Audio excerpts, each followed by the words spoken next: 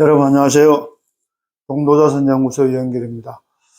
이번 시간에는요, 사회근로복지기금 재산 운용에 대해서 좀 보려고 합니다. 지원금도 좀 봐야 될 것 같고요. 제가 이전에 올려있는 동영상이 있거든요. 사금복에 대해서 아주 인기가 많아서 문의도 많이 들어왔습니다. 근데 이제 그 사이에 또 제도 보완이 돼서 좀 바뀐 것도 있고 해서 좀 설명을 좀 드리도록 하겠습니다. 사내근로복지기금이 있는데 기금의 재산에 대해서 한번 볼 필요가 있어요. 기본재산은 기본재산과 그다음에 운영재산으로 나누어지죠. 이 운영재산은요, 기본재산을 운용해서 나오는 수익금이죠. 운용수익금이에요. 그러니까 기본재산이 있고 이 기본재산을 운용을 해서 나오는 운영재산, 즉 수익금을 가지고 목적사업을 수행하는 거죠. 목적사업, 즉 목적사업이 근로자 복지죠. 네, 복지비로 지출하는 거란 말이에요. 이게 원칙이죠, 원래는. 다른 비영리 법인도 다 그래요. 기본재산은요, 적립해 놓고 그 기본재산을 뭐 채권을 산다든가 주식에 투자를 한다든가 이런 식으로 굉장히 이제 그 투자하는 방법, 운용 방법은 굉장히 보수적으로 되어 있죠. 그 기본재산을 직접 사용하는 것이 아니라 그 기본재산을 운용해서 나온 수익으로 목적사업, 다른 비영리 법인 같으면 학술, 종교, 자선, 장학사업 많잖아요. 그렇게 가는 거란 말이에요. 근데 이 사금복인 경우에는 근로자에게 복지비를 매년 지급을 해야 되다 보니까 이 기본재산을 운용해서 나온 이 수익금만으로는 턱도 없죠. 네, 그래서 기본재산의 원칙적으로 50%는 기금에다가 적립을 하고 나머지 50%는 목적사업으로 돌려서 쓰자, 이렇게 법위에서 그렇게 정하고 있는 거예요. 그런데 하다 보니 중소기업 같은 경우에 많지 않잖아요. 그래서 이 경우에 이것도 안 되겠다 해서 80%까지 기본재산을 사용할 수 있도록, 그죠? 기본재산을 80%까지 사용하면 굉장한 파격적인 거죠. 80%를 하되 이 경우는 첫 번째 중소기업인 경우에는 80%까지 기본재산을 사용해서 목적 사업비로 쓰자라는 거예요. 두 번째는 선택적 복지를 하는 기업은 중소기업이 아니라도 80%까지 사용할 수 있게 하자. 복지 포인트 하는 거 있잖아요. 세 번째는 하청 근로자나 파견업체 근로자 통해 복지비를 지원할 때는 80%까지 사용할 수 있도록 그렇게 근로복지기본법령에서 정해놓고 있습니다. 그러니까 이 경우에는 나머지 20%만 그죠? 기금으로 귀속되는 거죠.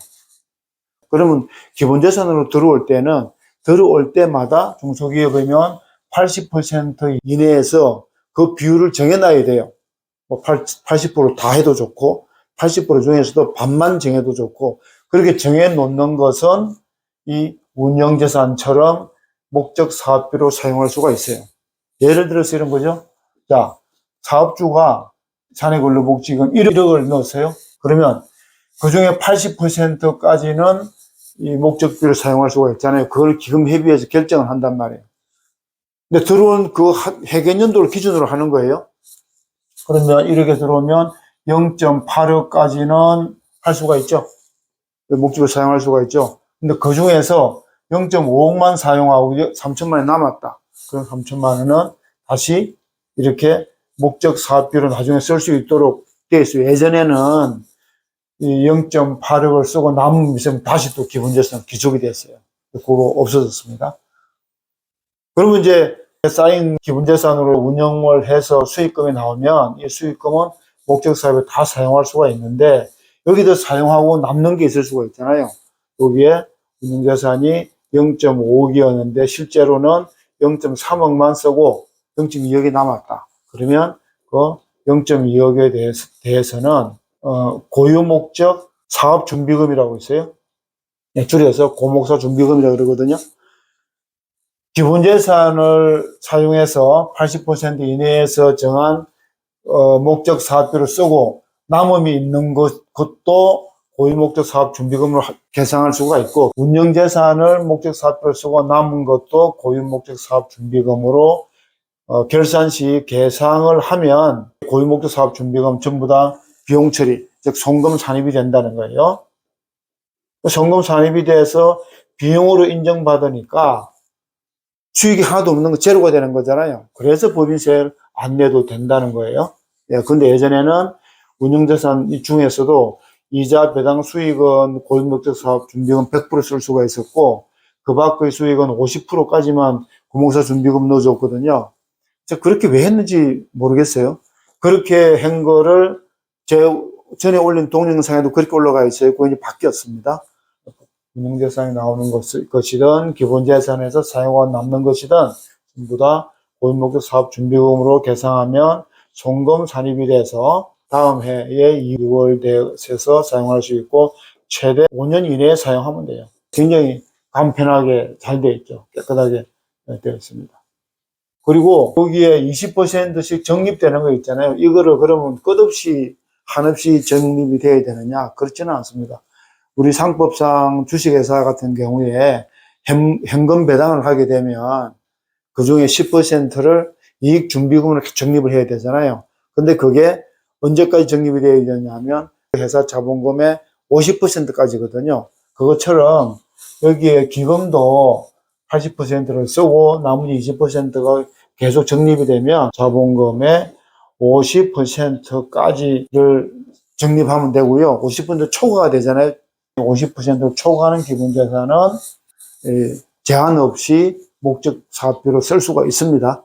또 기본재산으로 쌓여야 되는 총액이 있다 하더라도 근로자의 주택 마련이란다든가 우리 사주 취득이란다든가 전세금을 한다든가 이런 재산 형성을 위해서 대부를 할 때에는요, 현재 적립되어 있는 기본재산 총액을 예비비 일부를 제외하고는 다 쓸 수가 있습니다.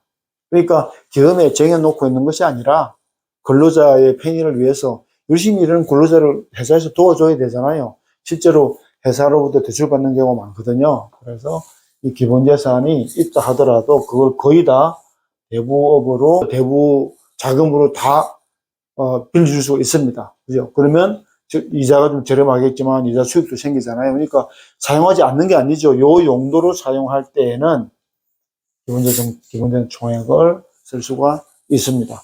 그리고 최종적으로 이렇게 적립된 20%가 어떻게 기능을 하느냐 하면요.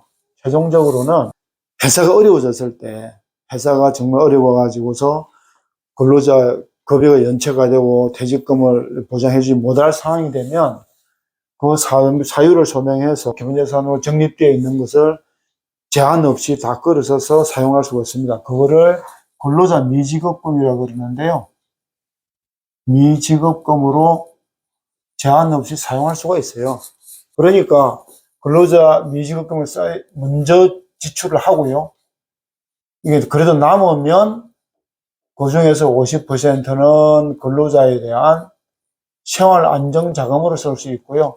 나머지 50%는요, 다른 협력업체나 거래처에 있는 사회근로복지위원회에 기부를 해도 좋고, 그와 비슷한 퇴직 근로자를 위한 모임 같은 거 만들어서 그 남은 금액을 지원해도 되고요. 그것도 안 됐을 경우에 최종적으로는 근로복지진흥기금으로 기속됩니다. 그러니까 20% 쌓였다고 해서 이게 진흥기금으로 기속되기는 거의 그런 경우가 없죠. 그러니까 여기에서 근로자 미지급금이 거의 다 들어간다고 보시면 되고요. 남는다 해도 또 근로자 생활안정자금으로 쓸 수 있고, 그죠? 나머지 50% 가지고서는 그 비슷한 단체를 또 만들어서 할 수가 있는 거니까 20% 적립된다고 해서 그렇게 하거나 아까워할 이유는 없는 겁니다. 잠시 이렇게 비상금으로 놔두는 거예요. 그 다음에 이제 저기에서 한번 볼 수 있는 게 이제 지원금 한번 좀 볼게요. 이 지원금도요, 예전에 없었던 건데 사내근로복지기금 지원금이 없었는데 새로 생겼습니다. 그래서 한번 보도록 하면 사내근로복지 지원금이 나오는 것은요, 이 법인에 도급을 주는 업체가 있을 것 아니에요. 도급인 또는 사업주와 관련돼서 친한 대기업이 있다. 대기업과는 뭐 어떤 뭐 도급을 꼭 받아야 되는 건 아니에요. 대기업이나 도급원으로부터 출연금을 받는 거죠. 이 사업주의 사근복에다가 직접 출연금을 내는 거예요. 이 출연금 내면 도급이나 대기업 같은 경우는 이 출연금 다 송금 산입되거든요. 그러니까 실제로 대기업에서 법인세 절감 효과가 있는 거죠. 그렇게 내면 그 대기업이나 도급인이 낸 출연금의 50% 내에서, 그죠? 매년 2억 한도로 해서 지원금을 받을 수가 있습니다. 산해근로복지기금.